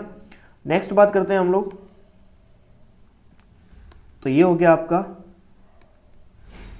त्रिकोणमिति के अनुप्रयोग। उसके बाद नेक्स्ट टॉपिक है हमारा व्रत। व्रत में जो इंपॉर्टेंट चीज़ें वो ये है कि अगर व्रत पर बाहर टच करती हुई गई है तो ये स्पर्श रेखा होती है, और जिस बिंदु पर करती है वो स्पर्श बिंदु होता है, क्लियर है। और अगर मान लीजिए बाहर से चली गई तो यहाँ पर कोई स्पर्श रेखा नहीं है, ठीक है ना, क्योंकि दूर से गई है, जब तक टच नहीं करेगी तब तक स्पर्श रेखा नहीं होगी। और अगर मान लीजिए इस तरीके से अंदर से क्रॉस करती हुई गई है तो ये छेदक रेखा होती है, तो ये स्पर्श रेखा नहीं कहलाएगी। स्पर्श रेखा सिर्फ और सिर्फ इस कंडीशन में कहलाएगी, क्लियर है। तो यहाँ पर पहला जो टॉपिक है, वो पहला जो पॉइंट है वो क्या है, व्रत के किसी बिंदु पर स्पर्श रेखा स्पर्श बिंदु से जाने वाली त्रिज्या पर लंब होती है। यानी कि जो स्पर्श रेखा है वो इस त्रिज्या पर कैसी होती है, लंबवत होती है, ठीक है ना। यानी कि हम बात करें इस बिंदु पर, स्पर्श बिंदु पर अगर हम एक त्रिज्या खींचेंगे तो वो हमेशा क्या होगी, स्पर्श रेखा पर लंब होगी। ये बात आप विशेष ध्यान रखेंगे। नेक्स्ट दूसरा जो पॉइंट है वो क्या है आपका, किसी बाह्य बिंदु से वृत्त पर खींची गई दोनों स्पर्श रेखाओं की लंबाइयां कैसी होती हैं, बराबर होती हैं। यानी कि P बिंदु से अगर कोई दो स्पर्श रेखाएं खींची गई हैं एक वृत्त पर, तो वो क्या होगी, दोनों आपकी इक्वल होंगी। ये इसमें से और भी क्वेश्चन आ जाता है कि एक वृत्त पर आप कितनी स्पर्श रेखाएं खींच सकती हो, तो बहुत सारे अनंत खींच सकते हो, ठीक है ना। और इस तरीके का भी क्वेश्चन आ जाता है कि एक वृत्त पर आप कितनी पैरेलल स्पर्श रेखाएं खींच सकते हो। अगर पैरेलल की बात की जाए, ठीक है ना, अगर पैरेलल की बात की जाए तो सिर्फ और सिर्फ कितनी खींच सकते हो आप, दो ही पैरेलल स्पर्श रेखाएं खींच सकते हो। लेकिन अगर समांतर भुजाओं का युग्म बात की जाए, समांतर रेखाओं के युग्मों की बात की जाए तो वो अनंत हो जाएंगे, ठीक है ना। भाई ये भी पैरेलल हैं एक दूसरे के, ये भी पैरेलल हैं एक दूसरे के, उस कंडीशन में ये भी पैरेलल हो जाएंगे, ठीक है ना। तो मल्टीपल हो सकते हैं उस समय। लेकिन अगर समांतर रेखा की बात की जाए तो सिर्फ और सिर्फ दो खींच सकते हैं। देखिए जरा, ये इसके समांतर हमने की खींच ली, वो चित्र पर ज़्यादा ध्यान मत दीजिए, वो अंदर से जा रही है, लेकिन हम जो समझाना चाह रहे हैं वो उस पर ध्यान दीजिए। यहाँ पर देखिए ये दोनों पैरेलल हैं, क्या इसके पैरेलल तीसरी रेखा इसे टच करती हुई जा सकती है, नहीं। अगर हम अंदर करेंगे तो छेदक रेखा होगी, बाहर से निकल गई तो वो आपकी कैसी होगी, वो आपकी स्पर्श रेखा नहीं होगी। अगर इस तरीके से खींची जाए तो ये पैरेलल नहीं होगी। तो हमेशा ध्यान रखना जब स्पर्श रेखा समांतर रेखा की बात की जाए कि कितनी समांतर रेखाएं खींची जा सकती हैं तो वो 2, ठीक है ना। और अगर युग्म बोल दिया जाए कि कितने युग्म खींचे जा सकते हैं, युग्म मीन्स 2 के पेयर, तो कितने खींचे जा सकते हैं तो अनंत खींचे जा सकते हैं। क्लियर है। नेक्स्ट बात करते हैं हम लोग अगले पॉइंट की, अगले टॉपिक की। अगला टॉपिक है हमारा व्रतों से संबंधित क्षेत्रफल, एक्सरसाइज नंबर 11, व्रत की परिधि 2 पाई आर। तो फास्ट बूस्ट रिवीजन हम लोग कर रहे हैं। एक्सरसाइज फास्ट बूस्ट हम लोग रिवीजन कर रहे हैं किस चीज का, जितने भी आपके इंपॉर्टेंट फॉर्मूलेज हैं, ठीक है ना, उसमें बीच बीच में मैं आपको और भी टॉपिक बताता जा रहा हूं जो आपको रिवीजन कर लेने हैं, ठीक है ना। बाकी आप मॉर्निंग में इस वीडियो को जरूर देख के जाइए। मैं आपको मैं बता रहा हूं कि मॉर्निंग में जो चीज़ें देखी जाती हैं वो हमें याद बनी रहती हैं, तो इसको एक बार मॉर्निंग में जरूर देख के जाइए, ठीक है ना। आप क्वेश्चन मॉर्निंग में मत लगाइए, मॉर्निंग में क्वेश्चन नहीं ले, जितना आपको रिवीजन करना था आपने कर लिया, ठीक है ना। पेपर से एक दिन पहले आपको जितना रिवीजन करना था कर लिया, लेकिन एक बार जितने भी फॉर्मूले हैं उन्हें जरूर देख के जाइए, चाहे वो वीडियो के माध्यम से और चाहे आपके पास अगर लिखे रखे हैं उससे देख के जाइए, या फिर आपके पास PDF पड़ी है तो वहाँ से देख के जाइए। और बेहतर रहेगा कि आप वीडियो देख के जाइए, क्योंकि वीडियो में कुछ छोटे छोटे पॉइंट भी बता दिए जाते हैं। वीडियो से देख के जाइए फॉर्मूले, जिसमें कुछ छोटे छोटे पॉइंट भी बता दिए जाते हैं जो रैंडमली हमारे दिमाग से निकल गए होते हैं, तो वो हम जब पेपर एग्जाम हॉल में बैठते हैं उस समय याद आ जाते हैं, ठीक है ना। तो फॉर्मूले विशेष तौर से ध्यान दीजिए, सुबह की क्लास में सिर्फ और सिर्फ फॉर्मूले, ठीक है ना, बाकी कुछ नहीं। बाकी आपने जितना भी रिवीजन करना था कर चुके हैं, ठीक है ना। आपने देखे होंगे बहुत सारे वीडियो आते हैं कि यहाँ से पेपर आएगा, यहाँ से पेपर आएगा। बेटा कहीं से पेपर नहीं आएगा, पेपर एग्जामिनर जो सेट किया है वो एग्जामिनर बता सकता है कि पेपर कहाँ से आएगा, बाकी कोई आपको नहीं बता सकता है। मैथ में हर चीज़ इंपॉर्टेंट है, ठीक है ना। अगर हमें विशेष ध्यान रखना है फॉर्मूलों का और कॉन्सेप्ट का। हमारे अगर कॉन्सेप्ट क्लियर हैं, हमारे अगर फॉर्मूले क्लियर हैं, तो मैं बता रहा हूँ आपको किसी की ज़रूरत नहीं है। आपके जो पूर्व ज्ञान है, यानी कि पूरी साल का ज्ञान है, वो आपके लिए काम आएगा। लास्ट के दिनों में बस हम लोग क्या कर सकते हैं भाई, जब पूरे साल आपने नहीं पढ़ पाया तो लास्ट के 2-3 दिनों में आप क्या पढ़ लेंगे, ठीक है ना। तो बस इतना है कि आप लोग पास होने लायक पढ़ सकते हैं लास्ट के 2-3 दिन में। बाकी काम आता है एग्जाम हॉल में जब प्रेशर होता है उस समय काम आता है आपका पूर्व ज्ञान, पूरे साल का ज्ञान, ठीक है ना। तो बात करते हैं हम लोग व्रत की परिधि का। व्रत की परिधि होती है 2 पाई आर। फॉर्मूला हमें पीछे से ही याद है, 8-7 से ही पढ़ाया जाता है। व्रत का क्षेत्रफल होता है पाई आर स्क्वायर। हमारा जो मेन पढ़ने का उद्देश्य है यहाँ पर वो है त्रिज्यखंड, इसलिए मैंने ये फॉर्मूले लिख रखे हैं। तो त्रिज्यखंड क्या होता है, जब 2 त्रिज्याओं से कोई सेक्टर काटा जाता है तो वो क्या होता है, त्रिज्यखंड होता है। कोई खंड काटा जाता है तो क्या होता है, वो त्रिज्यखंड होता है। ये लघु त्रिज्यखंड है और ये दीर्घ त्रिज्यखंड है, ठीक है ना। ये लघु त्रिज्यखंड है। अच्छा, लघु त्रिज्यखंड का जो क्षेत्रफल, अगर इसका क्षेत्रफल पूछा जाएगा तो कैसे निकालेंगे आप, तो लघु त्रिज्यखंड का क्षेत्रफल θ/360। यहाँ पर आपको एंगल दिया जाएगा, क्या दिया जाएगा बच्चों, एंगल दिया जाएगा। मान लीजिए 90 अंश का दिया है तो यहाँ 90 रख देंगे वैल्यू, ठीक है ना। 30 दिया गया तो 30, तो θ/360 गुणा पाई आर स्क्वायर। और दीर्घ त्रिज्यखंड का क्षेत्रफल निकालेंगे तो हम क्या करेंगे भाई, टोटल होता है 360, ये हटा देंगे तो पूरा ये बचेगा, तो यानी कि 360 माइनस θ/360 गुणा पाई आर स्क्वायर। हम यहाँ से ये भी लिख सकते हैं कि पूरे व्रत का क्षेत्रफल निकालना है, उसमें से हम लघु त्रिज्यखंड का क्षेत्रफल अगर घटा देते हैं तो भी हमारा क्या निकल आएगा, तो भी हमारा जो है दीर्घ त्रिज्यखंड का क्षेत्रफल निकल आएगा। बात करते हैं नेक्स्ट लघु त्रिज्यखंड के चाप की लंबाई, यानी कि ए से बी की लंबाई, चाप की लंबाई, तो उसकी क्या होती है θ/360, यानी कि जितने एंगल बन रहा है वो, और अपॉन में 360 और गुणा जो परिधि होती है व्रत की परिधि, वो फॉर्मूला 2 पाई आर, ठीक है ना। अब बात करते हैं व्रतखंड क्या होता है। जब एक जीवा व्रत को 2 भागों में बांटती है तो उसे हम व्रतखंड बोलते हैं। जो बड़ा भाग होता है उसे दीर्घ व्रतखंड और जो छोटा भाग होता है उसे लघु व्रतखंड कहते हैं। तो ए भी एक जीवा है जिसने इसे 2 भागों में बांट दिया है, एक तो ये बड़ा वाला भाग हो गया पूरा और एक छोटा वाला। तो यहाँ से लघु व्रतखंड का क्षेत्रफल कैसे निकालोगे, तो उसके लिए सीधा है हमारे लघु त्रिज्यखंड का क्षेत्रफल, यानी कि पहले हम त्रिज्यखंड का निकालेंगे, OAB सेक्टर का निकालेंगे पूरा, फिर उसके बाद हम क्या करेंगे, इस त्रिभुज का क्षेत्रफल इसमें से घटा देंगे, ठीक है ना। यहाँ पर 3 कंडीशनों के सवाल मिलेंगे आपको, एक तो मिलेंगे 60 अंश का, और एक मिलेगा 90 अंश का, और एक मिलेगा 120 अंश का। जो 120 वाला है वो थोड़ा सा टफ है, उसे एक बार देख लीजिएगा, रिवाइज कर लीजिएगा। और बाकी जो 60 का है उसमें क्या होगा, ये समबाहु त्रिभुज बन जाएगा, और जो 90 का है उसमें ये समकोण त्रिभुज बन जाएगा। ये कैसा बन जाएगा, समकोण त्रिभुज। तो ये आपकी क्या हो जाएगी, ये आपकी हाइट हो जाएगी और ये आपका बेस हो जाएगा, ठीक है ना। यानी कि ये आपकी ऊंचाई हो जाएगी और ये आधार हो जाएगा। तो आधार और जो आपकी ऊंचाई होगी वो सेम हो जाएगी, क्योंकि एक वृत्त की सभी त्रिज्याएं कैसी होती हैं, इक्वल होती है। तो 3 तरीके के क्वेश्चन आपको देखने को मिलते हैं लघु वृत्तखंड से, और इम्पोर्टेंट टॉपिक है, ठीक है ना। हर साल एक क्वेश्चन आता है, तो आप लोग इसे बाकायदा देखिए, ठीक है ना। इस क्वेश्चन को जरूर देख के जाइए। और अगर दीर्घ वृत्तखंड की बात करें तो हम पूरे वृत्त के क्षेत्रफल में से लघु वृत्तखंड का क्षेत्रफल घटा देंगे। क्लियर है। तो आई होप आपको ये समझ में आया होगा। नेक्स्ट टॉपिक पे नेक्स्ट टॉपिक है हमारा 12 चैप्टर पृष्ठीय क्षेत्रफल व आयतन। तो यहाँ से जो हमारे बनते हैं घन इस तरीके का होता है। हम जानते हैं घन की प्रत्येक भुजा जो होती है वो बराबर होती है। यहाँ पर जो क्वेश्चन बनते हैं वो पृष्ठीय क्षेत्रफल बनता है। पृष्ठीय क्षेत्रफल क्या होता है आपका 6a² होता है, और आयतन जो होता है वो क्या होता है a³ होता है। क्लियर है बच्चों, आयतन क्या होता है a³ होता है।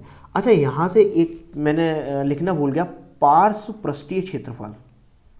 क्या बेटा, पार्श्व पृष्ठीय क्षेत्रफल।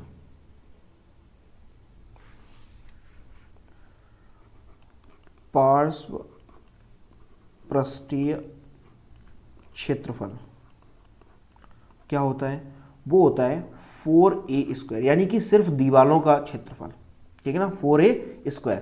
और घनाव क्या होता है, जिसमें लंबाई चौड़ाई ऊंचाई अलग अलग होती है, तो उसका पृष्ठीय क्षेत्रफल देख लीजिए, 2 ब्रैकेट में लंबाई गुणा चौड़ाई प्लस चौड़ाई गुणा ऊंचाई प्लस ऊंचाई गुणा लंबाई, यानी कि LV plus BH plus HL का ट्वाइस। आयत की अगर बात करें तो आयत का जो वॉल्यूम होता है आयतन की बात करें तो वो क्या होता है LVH, तीनों भुजाओं का गुणन, ठीक है ना। और पार्श्व पृष्ठीय क्षेत्रफल, यहां पर भी ध्यान दीजिए, पार्श्व पृष्ठीय क्षेत्रफल यानी कि दीवालों का अगर हम बात करें तो क्या होता है पार्श्व पृष्ठीय क्षेत्रफल। ये भी कभी क्वेश्चन में आ जाता है 1 नंबर में आपके MCQ में, तो वो होता है 2 ब्रैकेट में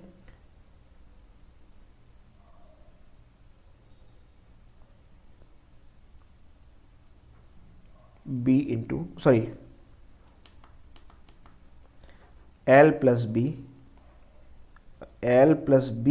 इंटू H, ठीक है ना। इसे भी एक बार देख लीजिएगा। बाकी इस तरीके के क्वेश्चन बनते नहीं हैं आपके, लेकिन फिर भी एक बार देख लीजिएगा। बेलन क्या है, बेलन आपने सभी ने देखा है, उसकी आकृतियां पढ़ी हैं आपने। बेलन का वक्र पृष्ठीय क्षेत्रफल, वक्र पृष्ठीय यानी कि जो मुड़ा हुआ होता है वो क्या होता है 2πRH होता है। संपूर्ण पृष्ठीय तो ऊपर का भी ढक्कन नीचे के भी ढक्कन ऐड हो जाते हैं। ये कैसे होते हैं आपके वृत्ताकार होते हैं, तो वृत्त का क्षेत्रफल πr², और 2 वृत्त जुड़ रहे हैं तो 2πr² हो जाएगा। तो यहाँ से आपका ये जो फॉर्मूला बन जाता है 2πr bracket H plus R, और आयतन होता है πr²H। शंकु की अगर बात करें तो शंकु की डायग्राम यहाँ पर बना हुआ है। वक्र पृष्ठीय क्षेत्रफल होता है πrl, और संपूर्ण L मतलब ये तिर्यक ऊंचाई या तिरछी ऊंचाई। अगर L² आपको निकालना है यानी कि तिर्यक ऊंचाई निकालनी है तो ये होता है आपका अंडर रूट के अंदर H² प्लस R², ठीक है ना, यानी कि हाइट की स्क्वायर प्लस इसकी रेडियस का स्क्वायर। संपूर्ण पृष्ठीय क्षेत्रफल πr ब्रैकेट में L प्लस R, और आयतन होता है 1/3 πr²H। क्लियर है बच्चों। नेक्स्ट बात करते हैं हम लोग, इसमें अब रह गया है आपका गोला क्या होता है। गोला आपने फुटबॉल देखी है, उसका क्षेत्र अगर पृष्ठीय क्षेत्रफल तो केवल एक ही पृष्ठ होता है, तो पृष्ठीय क्षेत्रफल जो होता है वो πr² होता है। आयतन क्या होता है 4/3 πr³। अर्धगोले की अगर बात करें तो अर्धगोले में देखिए ध्यान से, वक्र पृष्ठीय क्षेत्रफल क्या होता है अर्धगोले का, वो होता है 2πr², और संपूर्ण पृष्ठीय यानी कि अर्धगोले में 2 पृष्ठ होते हैं, एक तो मुड़ा हुआ और एक समतल। तो जो वक्र पृष्ठीय क्षेत्रफल होता है वो 2πr² होता है, यानी कि गोले के आधा हो जाता है। और संपूर्ण पृष्ठीय बात करें तो नीचे वृत्त का भी जुड़ जाता है, तो 3πr² हो जाता है। और आयतन में क्या होता है 2/3 πr³, ठीक है ना। नेक्स्ट हम लोग बात करते हैं अगली एक्सरसाइज की, जिसमें हम लोग सांख्यिकी पढ़ने वाले हैं। तो सांख्यिकी में सबसे पहले हम टॉपिक पढ़ेंगे माध्य। तो माध्य क्या होता है, माध्य प्रत्यक्ष विधि 3 विधियों से हमने पढ़ा हुआ है। प्रत्यक्ष विधि, प्रत्यक्ष विधि में जो फॉर्मूला होता है x bar equal to sigma x upon n, यानी कि जितने भी आपको आंकड़े दिए जाएं उन सभी का योग और बटे जितने नंबर हैं यानी कि उनकी काउंटिंग नंबर जितनी है वो अपॉन में लिख के यहाँ से हम क्या निकाल सकते हैं, माध्य निकाल सकते हैं। कल्पित माध्य विधि क्या कहती है, कल्पित माध्य में ए को लेट किया जाता है, ए को माना जाता है, उसके बाद उसे सॉल्व किया जाता है। तो ये इसका फॉर्मूला क्या होता है, x bar equal to a plus sigma f d, यहाँ डी भी आती है, अभी डी हम आपको बता रहे हैं क्या होती है, sigma f D upon sigma F. और पग विचलन विधि जो आखिरी विधि है वो क्या कहती है, x bar equal to a plus sigma f u, sigma f u upon sigma f into h. अच्छा एच क्या होता है, सॉरी ए क्या होता है, ए कल्पित माध्य होता है। बारंबारता क्या होती है, बारंबारता एफ मीन्स बारंबारता है, ठीक है ना। डी क्या होता है, डी एक्स से आपको ए को माइनस कर देना है। यू क्या होता है, एक्स में से जो ए माइनस किया है उसमें एच का भाग और दे देना है। एच होता क्या है, एच होता है वर्ग अंतराल। इससे हर एक मतलब पग विचलन से आप एक क्वेश्चन जरूर देख लीजिएगा, ठीक है ना। पग विचलन से एक क्वेश्चन जरूर देख लीजिएगा, कल्पित माध्य से देख लीजिएगा, और प्रत्यक्ष विधि तो सरल होती है, ये सब हर कोई बच्चा कर लेता है। तो कल्पित माध्य विधि और पग विचलन एक बार जरूर देख लीजिएगा, उनकी वैल्यूज को किस तरीके से पुट करते हैं, किस तरीके से वैल्यू को, ठीक है ना, निकालते हैं, वो सभी आप एक बार जरूर देख लीजिएगा। नेक्स्ट हम बात करते हैं बहुलक की। तो बहुलक क्या होता है, बहुलक अगर जो भी आंकड़े दिए जाएं हमें, जिसकी हाईएस्ट बारंबारता, जो भी आंकड़े दिए गए हैं उनमें जिस नंबर की हाईएस्ट बारंबारता है, ज़्यादा बार आया हुआ है, वही क्या होता है, बहुलक होता है, ठीक है ना। ये वर्गीकृत में अगर बात करें हम तो कैसे हम निकालते हैं वर्गीकृत में, तो बहुलक का हमारे पास फॉर्मूला है, अगर सारणी में दिया जाए तो क्या फॉर्मूला है, L plus F1 minus F0 upon 2F1 minus F0 और प्लस माइनस F2 और इंटू एच। तो ये हमारा इसका बहुलक का फॉर्मूला है जब हमें वर्गीकृत बारंबारता दी गई हो, वर्गीकृत बारंबारता बंटन दिया जाए, ठीक है ना। एल क्या होता है, बहुलक की निम्न सीमा होती है, बहुलक वर्ग जो भी है यानी कि जो जिसकी बारंबारता जिसमें सबसे ज़्यादा है वो बहुलक वर्ग होता है। तो वो उसमें जो निम्नतम सीमा होगी वो आपकी एल होगी। F1 क्या होती है, बहुलक वर्ग की बारंबारता होती है। F0 क्या होती है, बहुलक वर्ग के ठीक ऊपर वाले वर्ग की बारंबारता होती है। F2 क्या होती है, बहुलक वर्ग के ठीक नीचे वाले वर्ग की बारंबारता होती है। और H क्या होता है, वर्ग अंतराल होता है, ठीक है ना। माध्यक की अगर बात करें, नेक्स्ट टॉपिक है हमारा माध्यक। माध्यक की बात करें, माध्यक या माध्यिका बात एक ही होती है, ठीक है ना। इस चीज़ को भी विशेष ध्यान रखें कि कभी कभार बच्चे क्या करते हैं, माध्यक अगर आ गया तो वो माध्य निकाल के चले जाते हैं, तो इसका विशेष ध्यान रखें, माध्यक और माध्यिका बात एक ही होती है, ठीक है ना बच्चों। बात करते हैं हम लोग, अगर यहाँ पर अगर आपको कैसे अवर्गीकृत बारंबारता दिया जाए तो कैसे करेंगे आप, अगर एन का मीन्स यानी कि जो नंबर्स हैं, जो भी आपको आंकड़े दिए गए हैं उनका जो नंबर है वो सम है, तो हमारा ये वाला फॉर्मूला लगेगा एन अपॉन 2वां पद प्लस एन अपॉन 2 प्लस 1वां पद और अपॉन में 2 होल के अपॉन में 2। और अगर एन विषम संख्या है, ठीक है ना, यानी कि जो हमें आंकड़े दिए गए हैं उनकी जो संख्या है वो कैसी है, विषम है, तो उस समय माध्यिका का सूत्र क्या होता है, उस समय माध्यिका का सूत्र होता है n प्लस 1 अपॉन 2 वहां पर, ठीक है ना। और कब इसे अगर अवर्गीकृत दिए जाएं तो हमें उसे पहले सीक्वेंस में लिखना है, कौन से, आरोही क्रम में, क्लियर है, किस क्रम में लिखना है, आरोही क्रम में। उसके बाद हम ये डिसाइड करेंगे कौन सा पद होगा, इस चीज का विशेष ध्यान रखिएगा। वर्गीकृत बारंबारता अगर दी गई है, वर्गीकृत मतलब वर्ग के रूप में दी जाए तो उस समय हमारे पास फॉर्मूला होता है माध्यिका बराबर l plus f n upon 2 minus c f upon f और इंटू एच। एल क्या होता है, माध्यक वर्ग की निम्न सीमा होती है, एल क्या होता है, माध्यक वर्ग की निम्न सीमा होती है। एफ क्या होता है, माध्यक वर्ग की बारंबारता होती है, इसे विशेष ध्यान दीजिए। सी एफ क्या होता है, माध्यक वर्ग के ठीक ऊपर वाले वर्ग की संचयी बारंबारता, ठीक है ना, संचयी बारंबारता की बात कर रहे हैं। और एच क्या होता है, वर्ग अंतराल होता है। और एन क्या होता है, सिग्मा एफ होता है, ठीक है ना। एन क्या होता है, सिग्मा एफ, यानी कि जितनी बारंबारता है उसका ऐड, यानी कि जितने आंकड़े दिए गए हैं उन सभी का ऐड क्या होता है, आपका एन होता है, क्लियर है। नेक्स्ट बात करते हैं हम लोग एक लास्ट, इसमें जो सबसे इंपॉर्टेंट है, ये फॉर्मूले से हर बार क्वेश्चन देखने को मिलता है आपसे, MCQs में भी पूछने को मिल जाता है और 2 नंबर के क्वेश्चन में भी पूछने को मिल जाता है। तो ये फॉर्मूला क्या है, 3 गुणा माध्यिका बराबर बहुलक प्लस 2 गुणा माध्य। ये फॉर्मूले को विशेष रूप से याद कर लीजिए, हर बार क्वेश्चन इससे 1 नंबर या 2 नंबर में पूछा जाता है। बोल देगा कि माध्यिका ये है और बहुलक ये है तो माध्य ज्ञात कीजिए, या बोल देगा कि सीधा फॉर्मूला दे दिया जाएगा और बोलेगा कौन सा सत्य है। तो हमें ध्यान रखना है, हाँ इनको आगे पीछे भी कर सकता है, दो माध्य इधर ले आएंगे तो माइनस हो जाएगा, या बहुलक इधर ले आए तो माइनस का हो जाएगा, इसका भी आप लोग विशेष ध्यान रखेंगे। क्लियर है। नेक्स्ट हम लोग लास्ट टॉपिक की बात करते हैं प्रायिकता की। प्रायिकता का वैसे कुछ होता नहीं है ज़्यादा प्रायिकता में, लेकिन फिर भी देख लीजिएगा, ठीक है ना। प्रायिकता का फॉर्मूला होता है कि अनुकूल परिणाम अपॉन कुल परिणाम, ठीक है ना। अनुकूल मीन्स अगर मान लीजिए हमने एक पासा उछाला तो उस पर 3 आने की प्रायिकता क्या होगी, तो 3 यानी अनुकूल परिणाम कितना है 3। अनुकूल भाई 3 कितनी बार होता है पासे में, एक ही बार होता है, तो अनुकूल परिणाम 1 हो गया, और कुल परिणाम जब पासा उठा लेंगे तो जितने फलक होंगे उतने ही उसके क्या होंगे, कुल परिणाम हो सकते हैं, ठीक है ना। नेक्स्ट बात करते हैं प्रायिकता की। प्रायिकता का मान, इससे क्वेश्चन देख लीजिए, पासे वाले क्वेश्चन देख लीजिए, पासा वाला जरूर देख लीजिएगा, और जो आपकी गोलियों वाला क्वेश्चन है वो जरूर देख लीजिएगा, वो आपका इस बार पेपर में हो सकता है आ जाए, ठीक है ना। बाकी इंपॉर्टेंट तो सब कुछ है, ठीक है ना, हर चीज़ देख के जाइए। प्रायिकता का मान 0 से 1 तक हो सकता है, 1 से बड़ा नहीं होगा और 0 से छोटा नहीं हो सकता है, ठीक है ना। प्रायिकता का मान जो होता है वो 1 और 0 से 1 के बीच में हो सकता है, और 0 या 1 भी हो सकता है, लेकिन 0 से छोटा नहीं होगा और 1 से बड़ा नहीं होगा। निश्चित घटना, अगर निश्चित घटना है, घटना कोई घटित हो रही है, तो वहां प्रायिकता उसकी क्या होगी, 1 होगी। निश्चित घटना है तो वो क्या होगी, प्रायिकता उसकी 1 होगी, और असंभव घटना है तो प्रायिकता क्या होगी, उसकी 0 होगी। प्रोबेबिलिटी ऑफ ई क्या होता है, प्रोबेबिलिटी ऑफ ई मतलब ई के घटित होने की घटना, और ई डैश कभी कभार लिखा जाता है ई डैश, ठीक है ना, तो इस पर कंफ्यूज नहीं होना है। ई डैश का मीन्स होता है ई नहीं, ठीक है ना, ई नहीं। तो प्रोबेबिलिटी ऑफ ई डैश जो होती है वो 1 के बराबर होती है, यानी कि घटना होने की प्रायिकता और नहीं होने की प्रायिकता दोनों का योग क्या होता है, वो 1 होता है। तो यहाँ तक आई होप आपको समझ में आया होगा। ये आ रहे आपके सारे फॉर्मूले। आपको मैं बता दूं कि इस बार हमारे यूट्यूब के चैनल के माध्यम से 10th क्लास की मैथ्स की हर एक लेक्चर यहाँ पर लेके मैं आने वाला हूँ। जो 2026-27 सेशन है उसमें 10th क्लास का मैथ्स और 10th क्लास की साइंस, 2 सब्जेक्ट मैथ्स और साइंस, ये दोनों हमारे चैनल के माध्यम से पूरे आपको कराए जाएंगे। तो आपके जो भी छोटे भाई बहन हैं उन्हें हमारे चैनल के साथ ज़रूर जोड़िएगा, और अगर आपने अभी तक चैनल को सब्सक्राइब नहीं किया तो चैनल को सब्सक्राइब भी कीजिएगा। हिंदी मीडियम के साथ साथ इस बार हम इस पर चालू कर रहे हैं CBSE बोर्ड के भी मैथ और साइंस, ठीक है ना। CBSE बोर्ड का मैथ और साइंस 9th और 10th दोनों का चलेगा, ठीक है ना।